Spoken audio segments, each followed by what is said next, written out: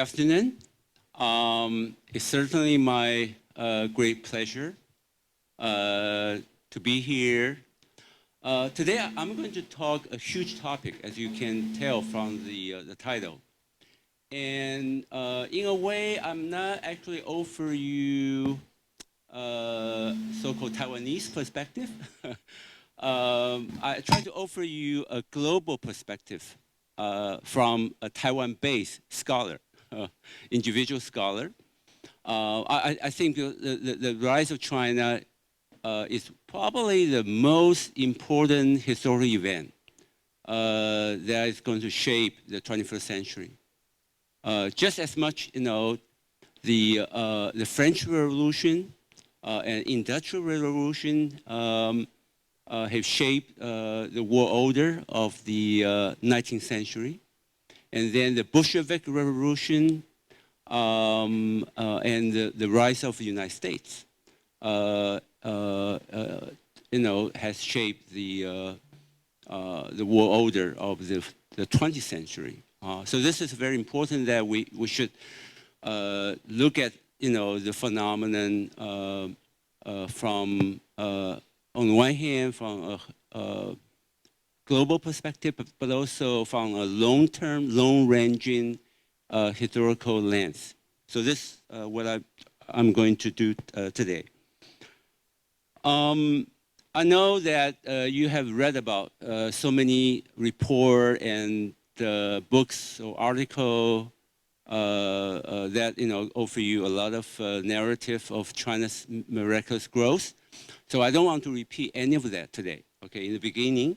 But I just want to put the Chinese story, the economic rise, in historical perspective. Now, let's look at this chart, okay? This is a fantastic historical trend chart that was based on a magnificent database created by Professor August Madison and his team. He's one of the best recognized historian of world economic history, and also he had, before he passed away, he was an advisor to the IMF and World Bank for developing the methodology to estimate the purchasing power parity, GDP analysis. Okay, if you try to come up with a very succinct story about the last 200 years, the rise and fall, the relative rise and fall of the major economy in the world. And this shows you, the relative share of each economy of the global total, the global GDP. As you can tell that in the early part of 19th century, India and China together, they accounted for almost half of the world economic activity. And I have to point out as well, before that, this has been the case for almost 2 millennia, okay? But things had changed, very dramatically afterwards. So the upper half of the entire chart, you will see, United States, starting from a very tiny New England,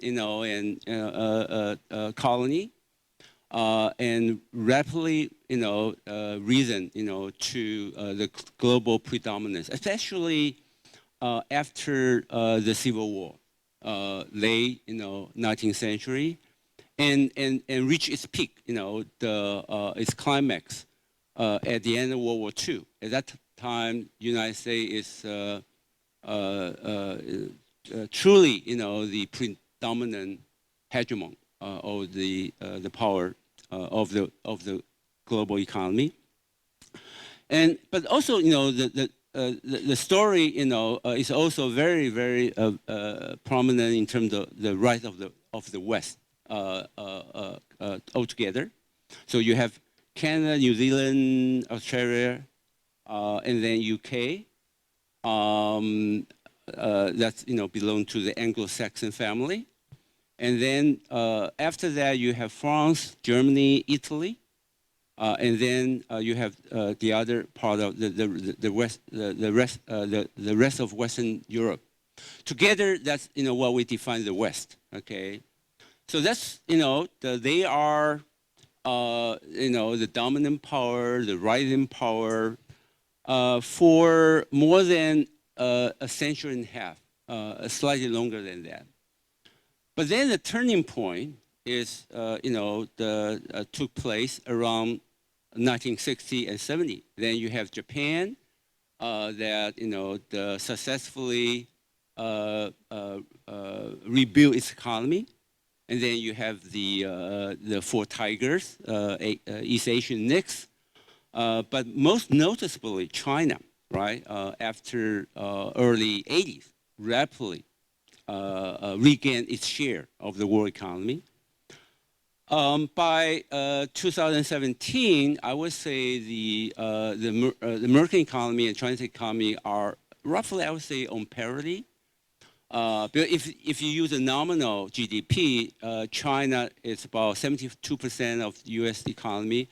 But if you use the purchasing power parity GDP, then China by 2018, last year, is 20% bigger than the United States. So if you use the two different measures and take the average, I would say the two are on parity. So this is really phenomenal. This is really phenomenal. But no other late industrializing country like China, on the one hand, has developed its economy so fast over the last 35, almost 40 years, but also on such huge, massive scale that never has happened before. Japan was much smaller during its heyday of economic growth, and South Korea, Taiwan is way, way smaller than Japan as compared to China. The only benchmark that comes very close is the rise of the United States during the late 19th century and early part of 20th century. So people talk about the China speed, okay, and also this speed taking place on such a big scale. This is an interesting chart based on IMF statistic. If we use 2017 as a finishing line, and then for, and in retrospect, in 30 years, China have made their economy 36 times bigger. That's phenomenal, 6 times bigger. Okay, if you use the same 2017 as a finishing line, and then also do this retrospective analysis, how long it took for the United States to make their economy 36 times bigger. It took the United States 117 years. So on this comparison, you might say that the China speed is 3.9 times faster than American economic growth for the last 100 years. And the China's economic rise also generate a lot of new challenge that the entire global community has never been wrestling with before. For instance, that China, on the one hand, have create tremendous prosperity, but also it has become the world's largest carbon dioxide sources, right? So China's speed, in terms of pollution, is also, probably 4 times faster than the United States. So, more than 5 years ago, China also already become the single largest source of the sources for global warming. So, we are now facing, all kind of positive but also negative consequences of China economic growth. And what about the future look like? Ambassador Park, raised that question whether China can sustain 6 point or 7 point growth rate for the next 10 or 20 years. I would say the probability is I would say should not be underestimated. Why? I think this chart will tell you the story. Okay, but we all know that the future competition, it pretty much is about competition of your science and technology capability, your R&D capability. It's going to be knowledge-intensive economy, and it requires a lot of talents.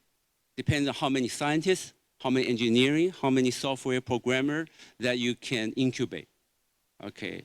And how much you invest in the future, especially in terms of R&D expenditure.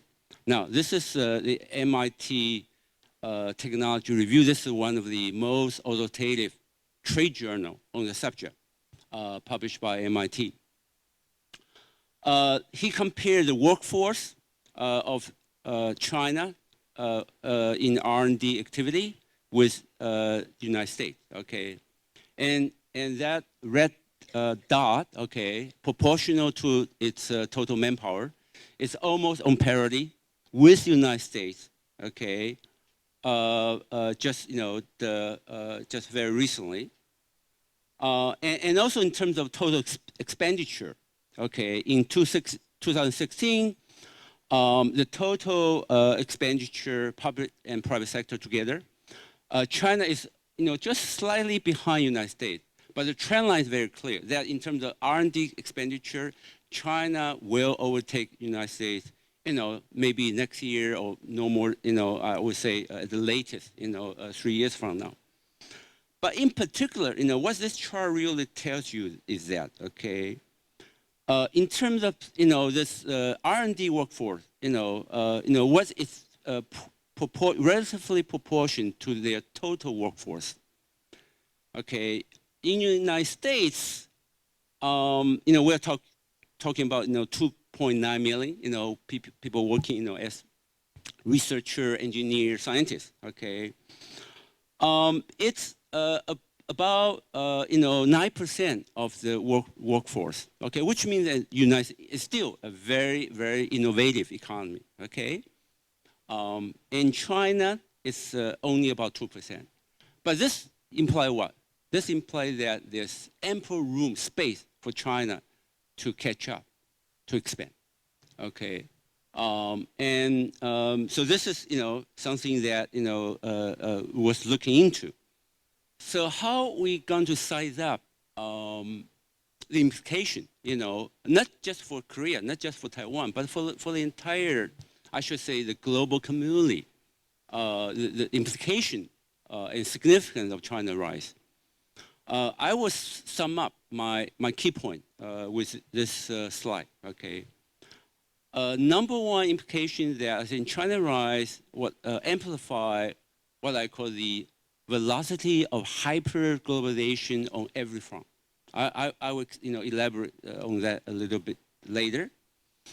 And second, China rise transform the post-World War II liberal international order and inadvertently erode the power base of the U.S. hegemony. And that's why Donald Trump is so upset. Try to stop, you know, China from, you know, accelerating this rise. Point three, I think China rise will accelerate the rise of the rest. The rest, I mean, you know, non-Western economy, non-Western society. Some people say, you know, what we call the global South. Okay, and same time, China will unleash the potential, what we call the South-to-South cooperation. I know this is not, for a lot of you, it's not very familiar or not even friendly analytical concept. Because sometimes, you know, Taiwan, South Korea, you know, we have some identity crisis, whether we belong to the North or we are among the global South. Okay, something, you know, we can debate about later on. But here that, you know, some countries, they are categorically, you know, belong to the global South, you know, countries like in Indonesia or country from Latin America, from Africa, and so on and so forth. My fourth point, China's rise will shape the future path of globalization. and transform the structure of global governance. I think we are eyewitnessing it, right now. And my catch-all, statement is that China rise will simply propel the transition from Western-centric to post-Western world order. And this is probably the most important implication that we have to wrestle with. Now, let me talk about the hyper-globalization. This is a concept introduced by a Harvard professor, Danny Roderick. Okay, he thinks that for the last 35 years, we entered into this stage of globalization. Globalization in terms of velocity, speed, the way how you penetrate into every corner of the global society, and how they connect, the different society together in such a complex and intimate manner is unprecedented. And so every society, faces this challenge profoundly. And there are many drivers, there are many, boosters behind this process. And I would say China, on the one hand, it's a major, probably the principal beneficiary of the hyper-globalization. But at the same time, China is also dramatically amplified all the desirable or undesirable consequences of hyper-globalization. Without China, I don't think this hyper-globalization will have gone this far and also this fast. And one of the reasons is that China is huge. It's so huge. No other incident like China's rise pose this kind of challenge to the global economy. In the past, Japan already posed severe challenge to United States and other advanced industrialized country, during the 60s and 70s, and the competition from Japan and later on from the four tigers, create difficult time for the worker in the United States, from textile to shipbuilding to steel, right? Automobile eventually. But China, posed a much greater challenge to the industrial world. Because China is, with such a big labor force. This start, again, the size of this start, proportional to its real population. The China labor force is bigger, as you can tell, visually, than the entire United States and Europe, and Japan combined. Okay, that's how big is China's labor force.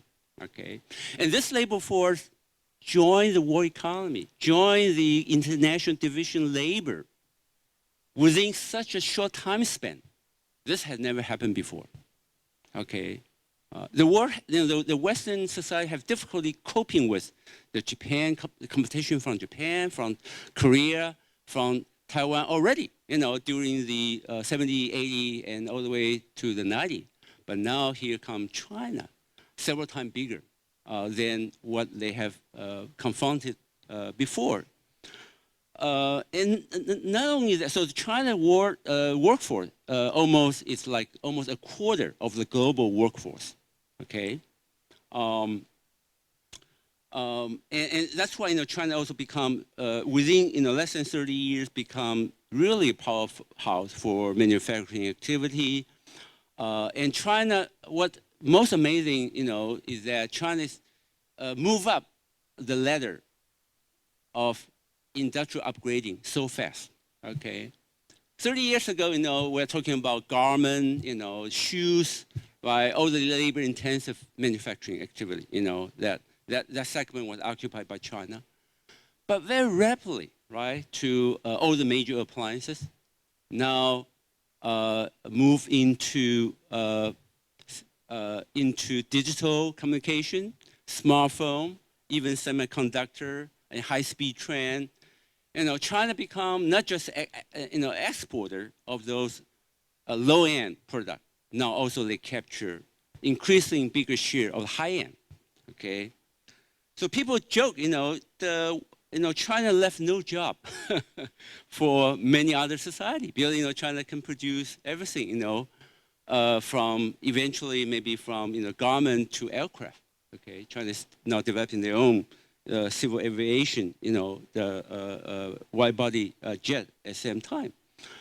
So that really, although China is not the only boosting factor behind the hyper-globalization, we have other important boosters like the new liberal reform and concurrent liberalization and spreading of free trade over the last 30 years.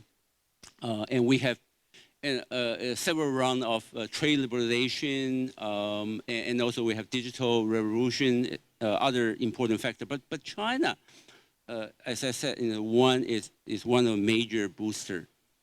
It did create difficulty for many advanced society.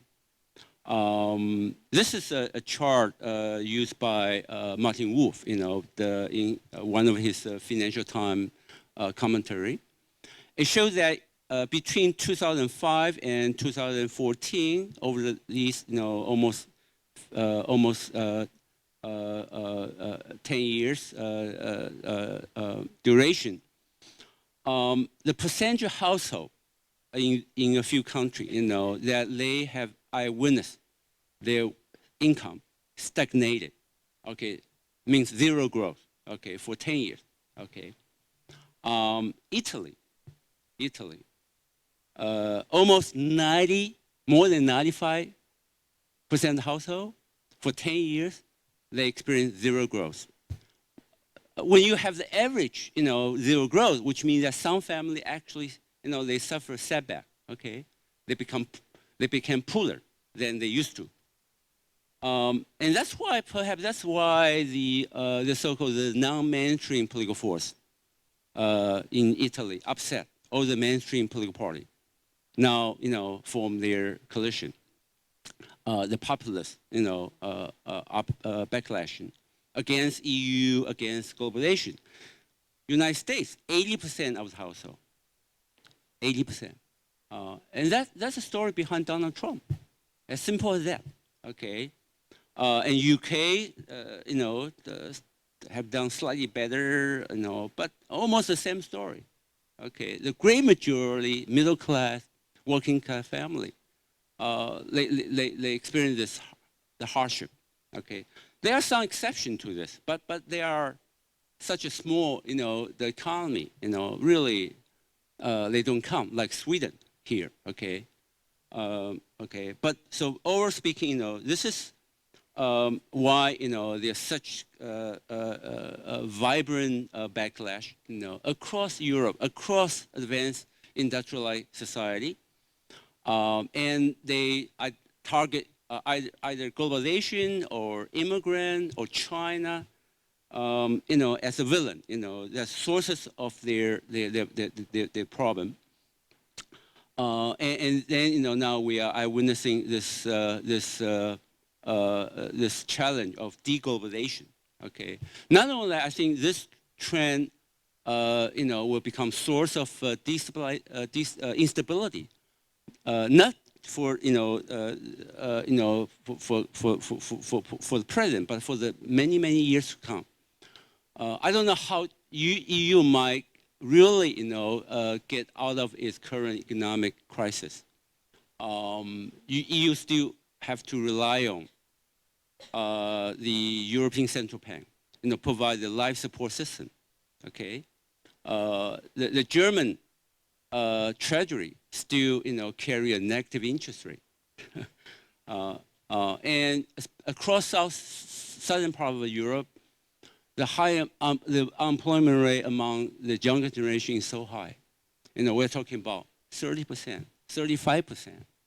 And many younger generations, the millennial, they graduated from college, and for 10 years or even longer, they don't have a real job, a secure, full-time job. So what's the prospect? So this is a breeding ground for extremism.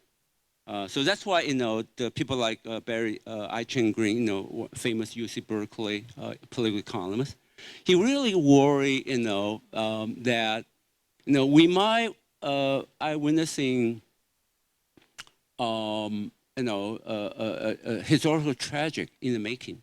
He compared the current situation with, that very sobering history of the late 1920s and 30s. Okay, during that decade, the world economy was brought down by the Great Depression, and many democracies actually collapsed, virtually just collapsed. And then you saw the rise of Hitler, Mussolini, the alt-right, the fascist, regime, came to the center of the stage against, that very dire socioeconomic circumstances, and Barry really worried about that. Okay.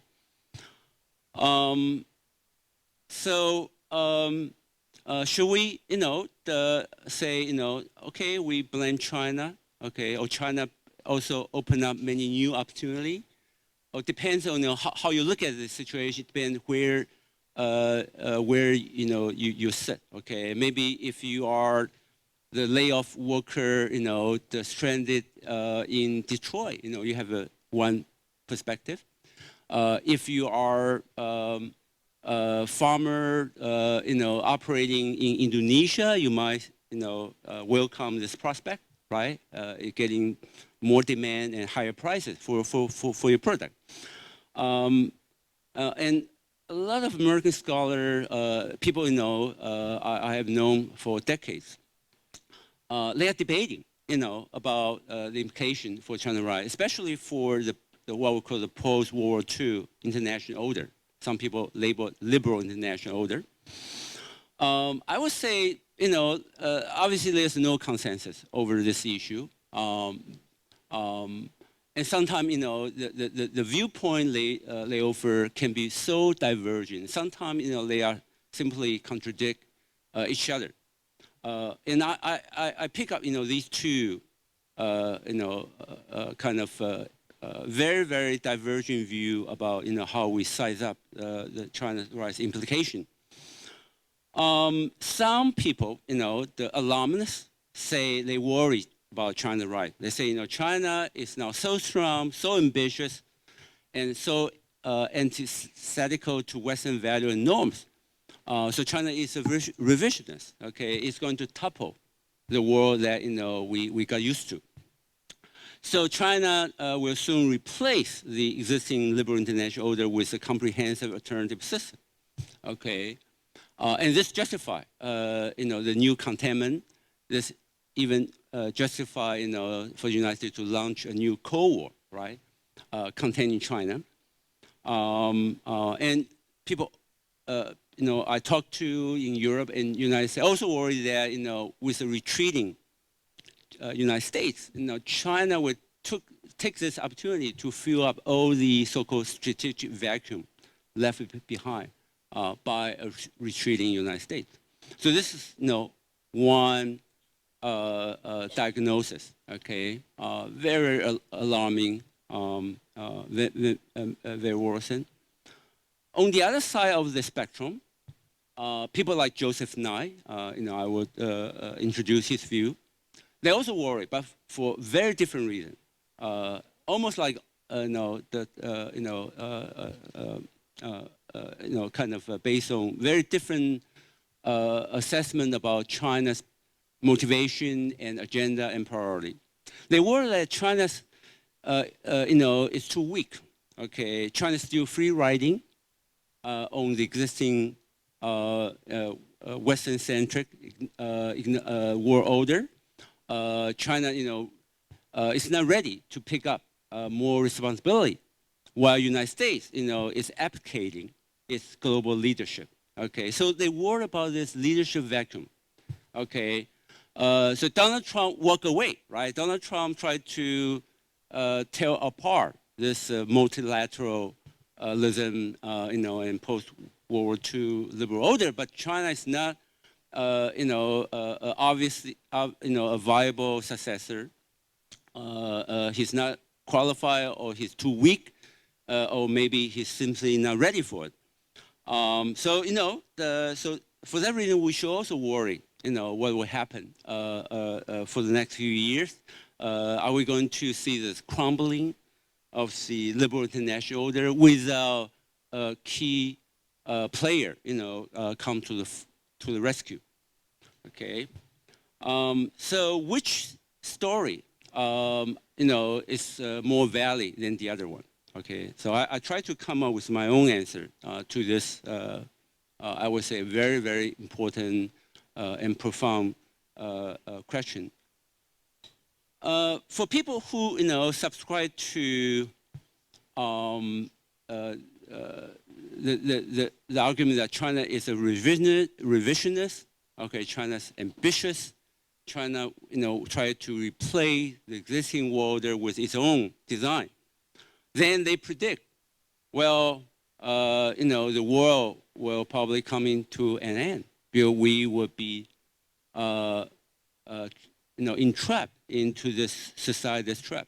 Okay, this is Grant Allison, his book, worried about the forthcoming collision,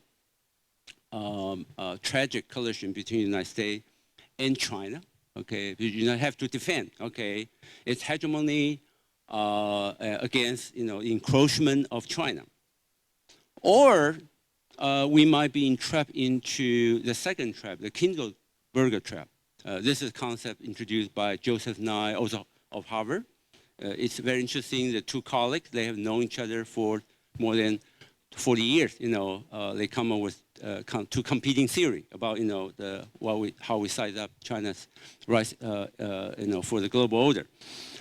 And under that scenario, okay, under that scenario that the world will suffer from the leadership vacuum for decades to come. Okay, so it's a sure recipe for disorder, and also for the disintegration of the global economy. I would say that Allison wrote his book, out of his very noble motivation. He tried to make it like a self-falsifying prophecy, okay? Trying to alert the policymaker in Washington and Beijing, how to learn the right lesson from the historical tragedy. So he's doing his best, try to dissuade either Xi Jinping nor Donald Trump, to have that kind of fated destiny that it's inevitable that the two giants will come to a full-scale conflict. He's doing his best effort to prevent that from happening. And I would say that this theory, this analogy, okay, the tragic collision between Athens and Sparta, more than 2,000 years ago, I would say history probably will not repeat itself entirely or fully. Okay, for there's many reasons for that. Obviously we live in a nuclear age. The deterrence of mass destruction still, will exert a lot of constraint. But not only that, the two economy, I mean China's economy, American economy, they are now so much enmeshed with each other and with the rest of the world. Not only they hold this nuclear massive destruction power against each other, but also together they held hostage of each other's economic lifeline, that is financial destruction. Okay, if the two ever come close to a military confrontation, I would say the Wall Street will collapse next morning, okay? And the whole world will be brought down with it, okay? There will be meltdown of the bond market, the stock market, everywhere, okay? And that would be a total disaster for the world economy and for American and Chinese economy as well. Besides, in terms of geopolitical configuration, actually China and the United States, they don't have any historical grievance or historical, territorial dispute. They are divided by the Pacific. So China does not really pose an existential threat to the United States in the traditional sense. Maybe psychologically, okay. Maybe in terms of competition over technology, but not really what we call those kind of existential threat that might undermine one particular society at the expense of others' rights. But I think looking into the future, we should not rule out the possibility that there will be some decoupling between the United States and China inevitably due to the escalation of trade war, due to other aspects of strategic competition and confrontation. But I don't think that a total decoupling is conceivable. Okay, I don't think the United States as a whole, the society, different industry, different segments of society, they are ready to embrace that. But the cost will be too high. Okay, and the outcome totally, it's not predictable. Okay, and both sides will suffer tremendously. Although some people worry about Donald Trump is now surrounded by the gang of four, namely Peter Navarro, Lighthizer, Pompeo, and John Bolton. They are all very much hawkish and very much the China bashing. But I would say in the end, I think the common sense and rationale will still prevail, despite all the emotion that have been involved in this competition. For instance, that last October, I think Wall Street sent a very strong signal to Donald Trump. Okay, if China and United States are on a colliding course, then the U.S. economy will suffer, the U.S. corporation will suffer. So they send the Wall Street, down, a major correction. And so that's, I think, the early warning. Okay, that's early warning. So there are many other constraints, both sides have to work around and also to be more realistic. So basically, as I argue that a full-scale economic Cold War is, although I would not rule out completely, but I would say so costly, so it's not really realistic.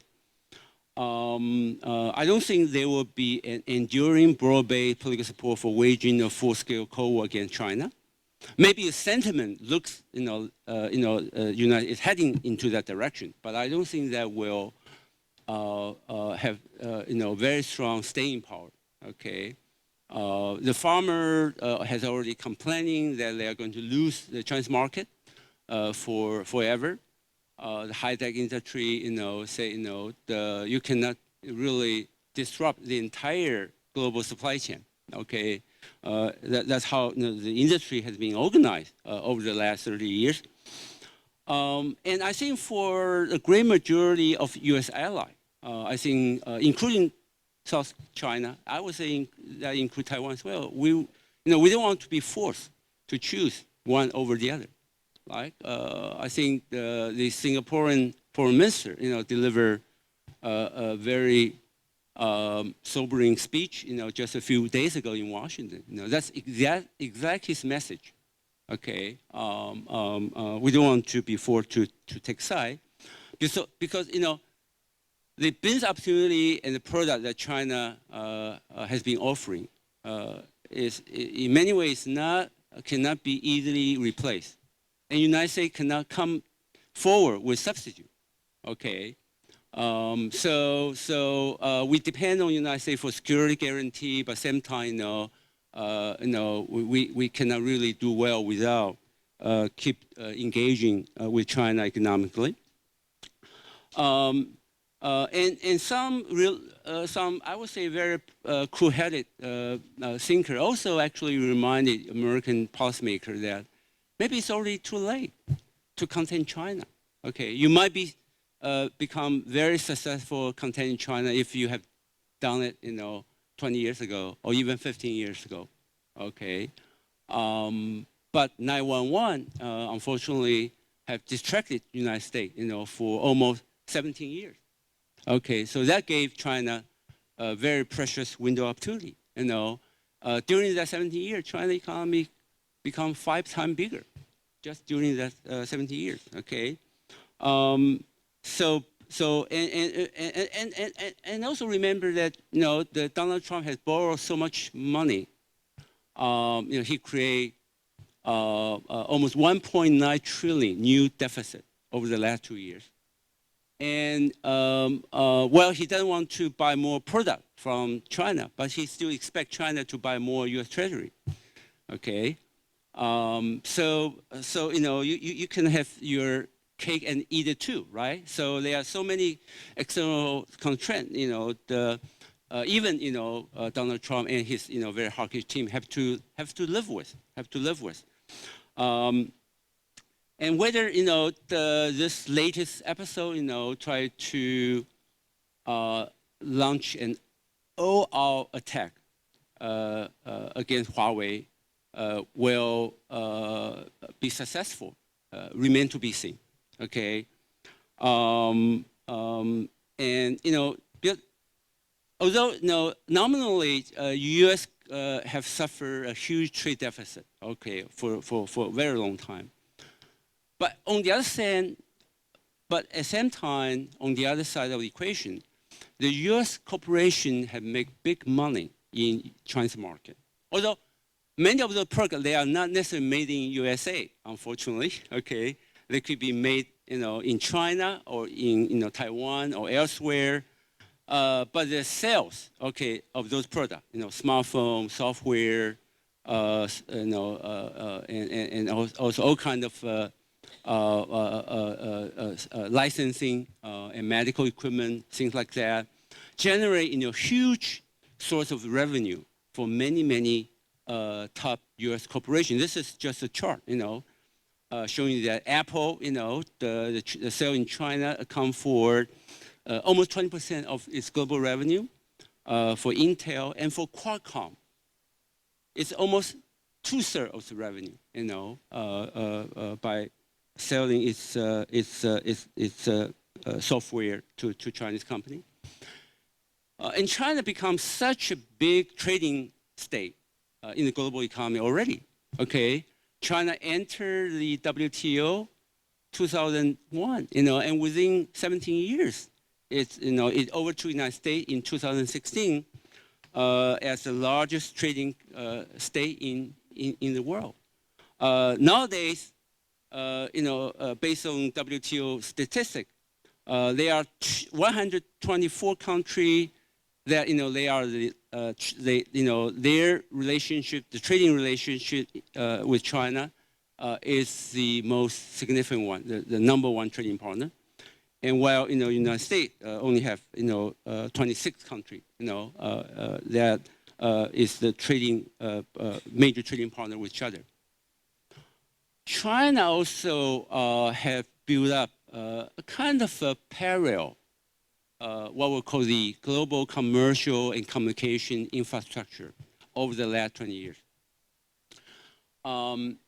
So which means that China maybe they have that foresight to prepare themselves for the raining day, for the worst case scenario. What if I'm totally cut off by the United States for getting access to all those most essential for daily operation, commercial and communication infrastructure? China has its backup. And backup, I would say it's not 100% ready, but it's pretty much ready. For instance, that, in terms of payment system, right? You have Visa, MasterCard, and China have Union Pay. And nowadays, most of the interbank transaction, they use the SWIFT, right? The SWIFT, that's an interbank payment system dominated by the United States. The U.S. use the SWIFT to issue sanctions against Iran and North Korea and Russia as well. And China has now developed its own SIPs. Okay, the SIPs is offered as a supplemental. Okay, not as a replacement right away, but in case China and United States they engage each other militarily, China cannot rule out that it might also be cut off from SWIFT. Okay, then they have its own backup. Okay, now a lot of Korean bank in China, Taiwan as well, they sign up to SIPs as well. Okay, these are the two parallel cross-border interbank payment systems. The list can go on.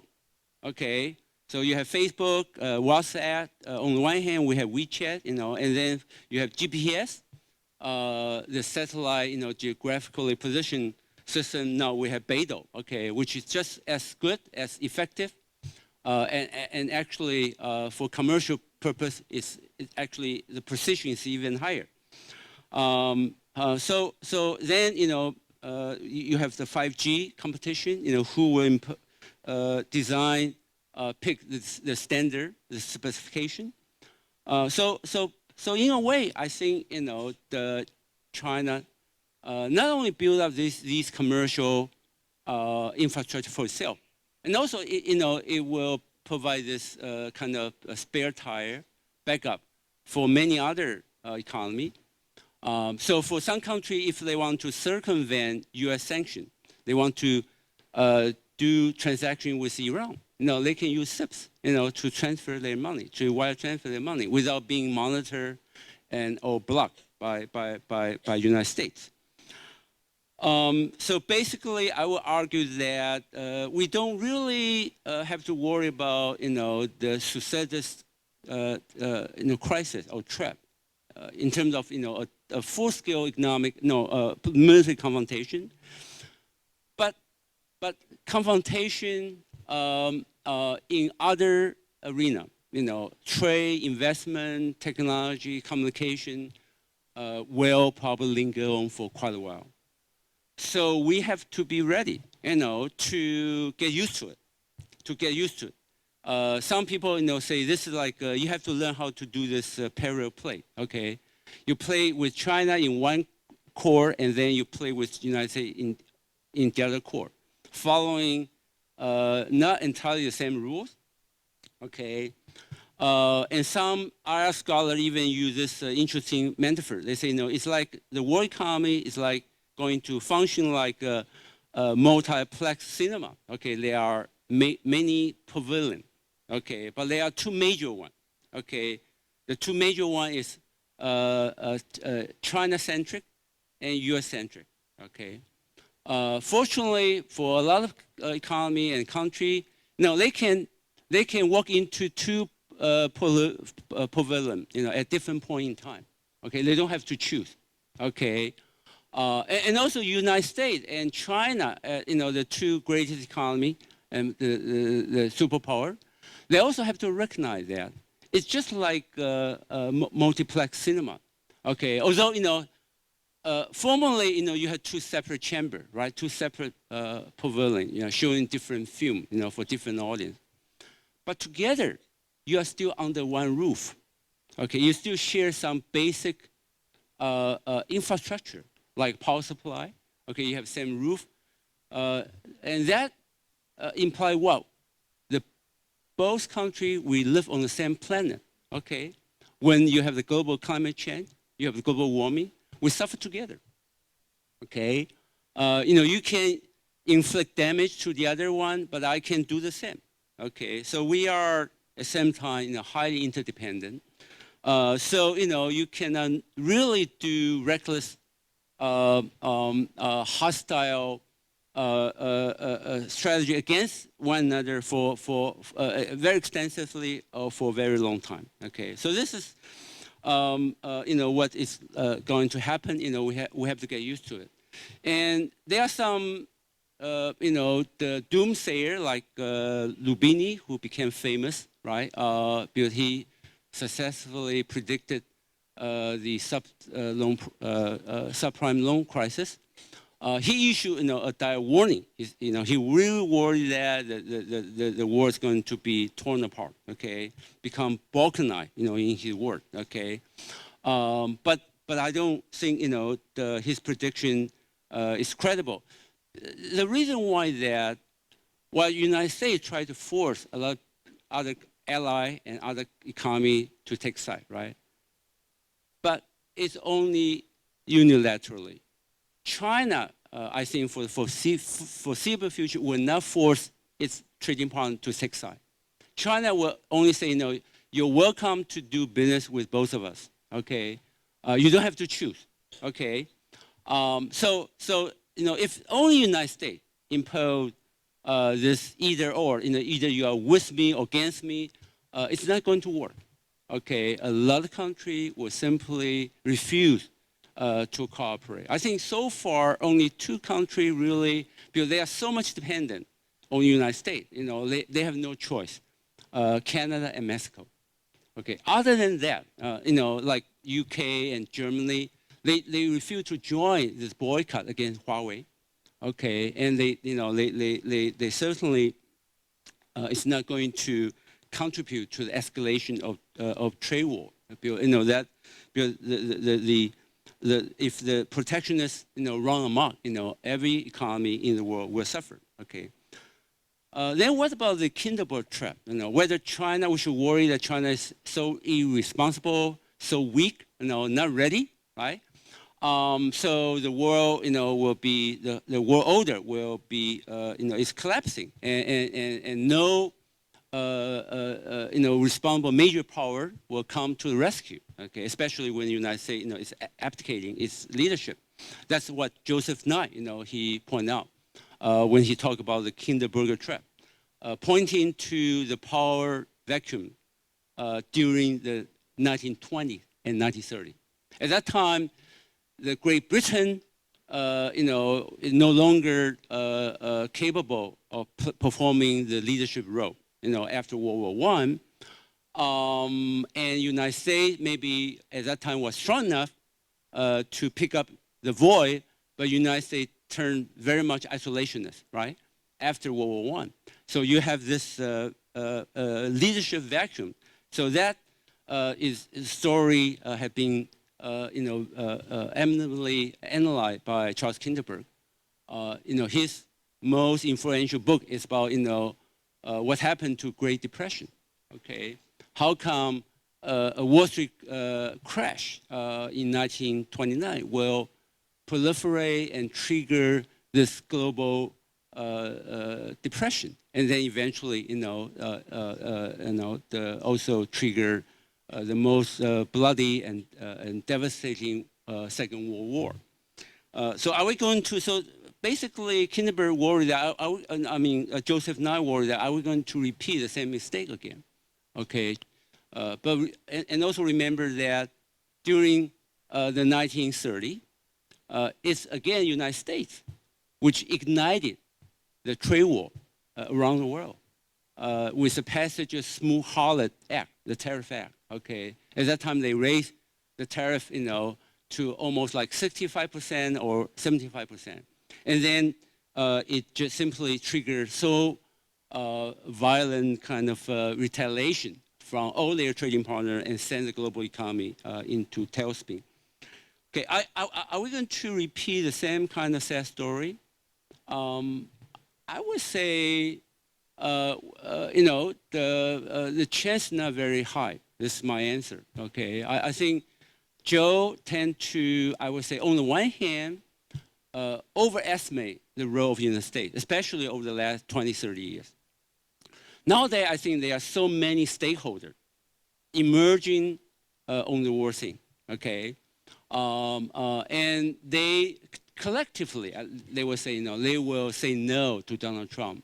They were still very fully committed to the UN, to the WTO, to all the existing multilateral arrangement. They benefit from it. They cannot, really,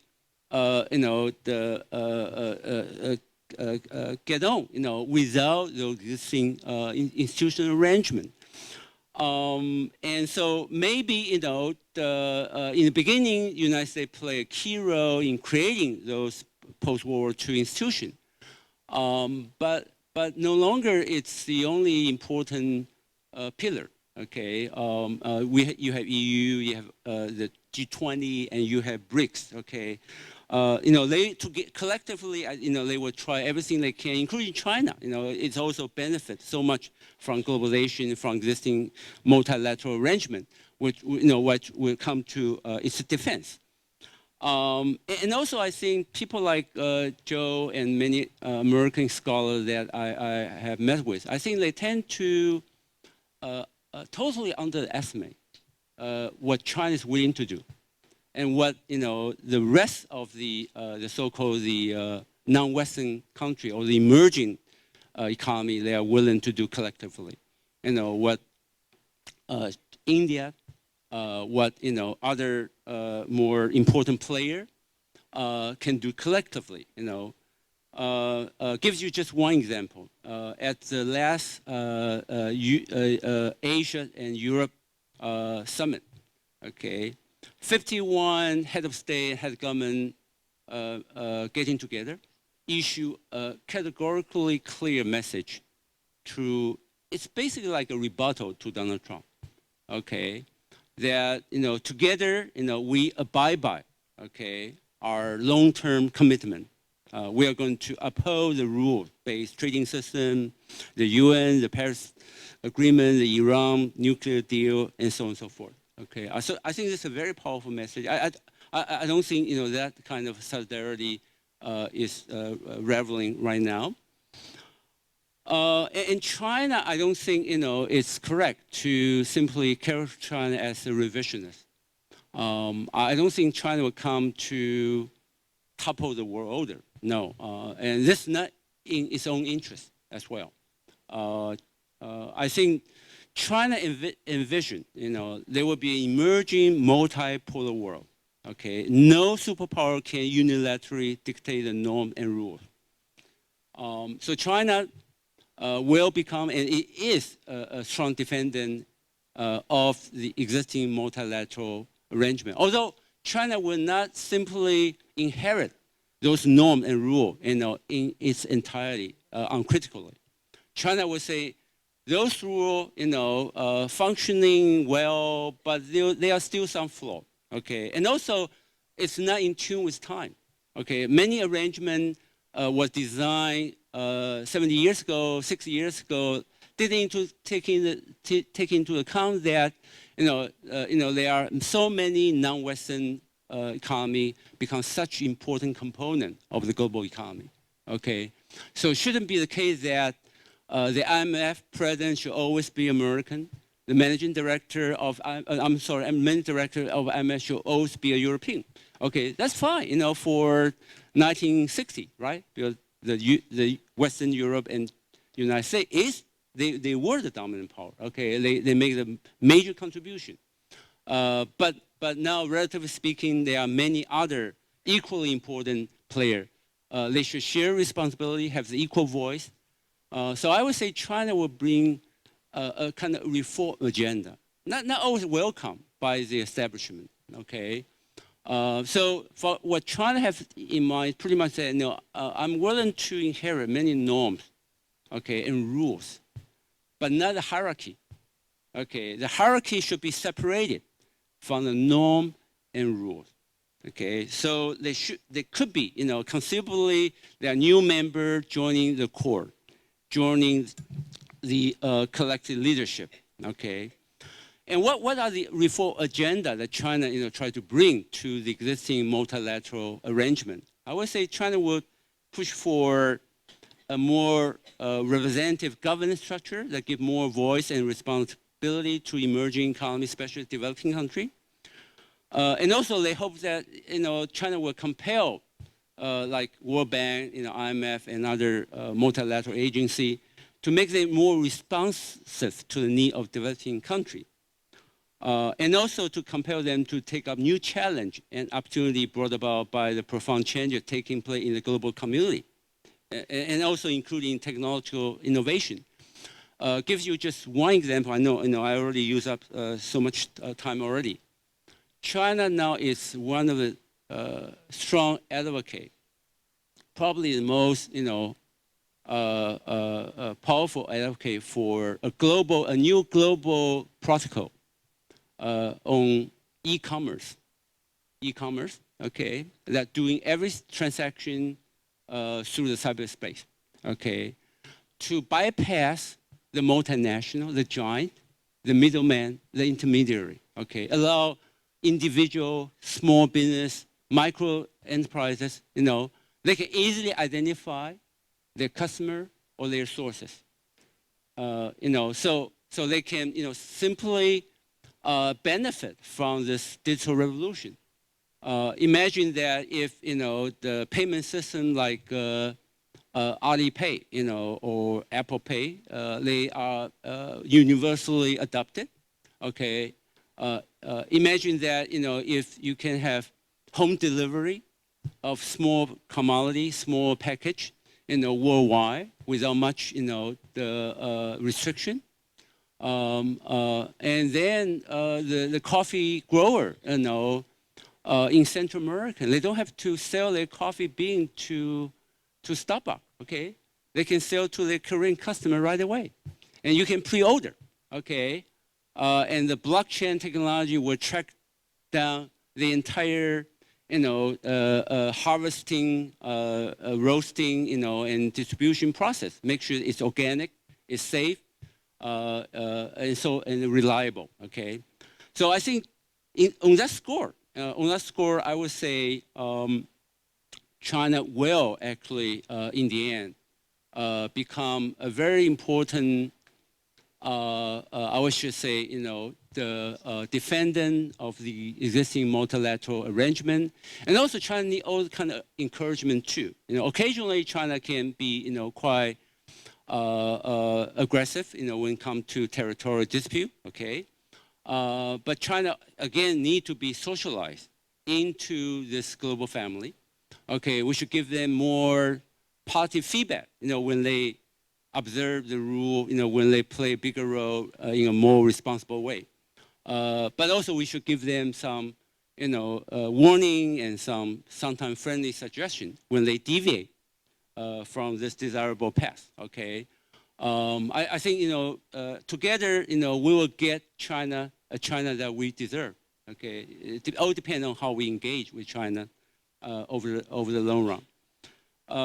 And finally, before I close, I want to show you this interesting, this map, okay? This is a map originally produced by a research team based at McKinsey Global Institute, okay? And now it's widely cited. A few months ago, economists ran a cover story and also borrowed this map, okay? Try to convey a strong message. The message is that the 20th century is still well on the way. It's still well on the way. And this map shows, the real center of the global economic gravitation. Okay, where is the center of the gravity, economically speaking, of the global economy? Okay, more than 2,000 years ago, it was located around the Central Asia. Okay. Slightly, western part of Central Asia, okay? And then for almost 1,600 years, okay, it barely moved a little bit, okay? Because at that time, the technology change, very slow, very gradual, okay?